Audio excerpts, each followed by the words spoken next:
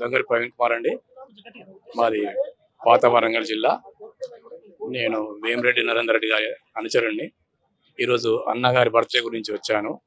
మరియు ఈ రోజు జరిగిన కమాండ్ కంట్రోల్లో జరిగిన మీటింగ్కు మద్దతుగా రావడానికి రేవంత్ రెడ్డి గారు తీసుకున్న నిర్ణయానికి మేము కట్టుబడి ఉన్నాము. ఆయన ఒక పెద్ద హృదయంతో తీసుకొని ఒక వ్యవస్థను ప్రక్షాళన చేయడానికి మొదటిగా ఈ మీటింగ్ పెట్టాడు. నేను చాలా సినిమాలు చూశాను, చిరంజీవి గారు చూశాను, నాగార్జున చూశాను, మహేష్ బాబు గారిని చూశాను. కానీ ఏ వ్యవస్థలో ఏదైనా జనరల్గా దీని మీదనే సినిమా మీదనే ఆధారపడి ఉంటారు. ఎందుకంటే వాళ్ళు చేసే స్టైల్స్ కానీ, వాళ్ళు చేసే మాటల విధానం కానీ కొన్ని సినిమాల్లో విపరీతంగా ఒక వ్యవస్థను, పోలీసు వ్యవస్థ లాంటి దాన్ని, కొన్ని రాజకీయ వ్యవస్థలు కానీ చాలా ఘోరంగా చూపిస్తారు. ఇది కరెక్ట్ కాదు.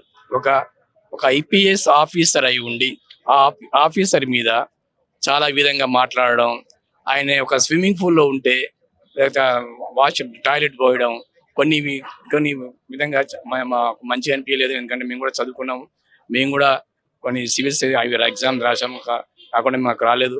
ఏదో ప్రైవేట్ జాబ్ చేసుకుంటే ఇక్కడ హైదరాబాద్ ఉంటాము. కానీ మాకు మంచిగా అనిపించలేదు స్టోరీస్ కానీ.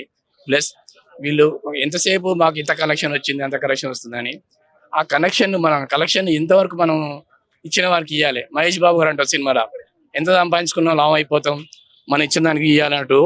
మీరు బాగా సంపాదించుకుంటున్నారు, కరెక్టే సంపాదించుకుంటున్నారు. కానీ కొంత గవర్నమెంట్తో టైఅప్ అయ్యి వాళ్ళ కొన్ని అమౌంట్ ఇస్తే గవర్నమెంట్ కూడా బాగుంటుంది.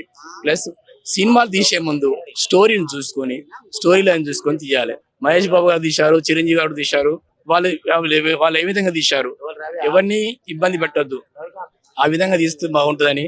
ప్లస్ రేవంత్ రెడ్డి గారు తీసుకున్న నిర్ణయాన్ని మేము హర్షిస్తున్నాము.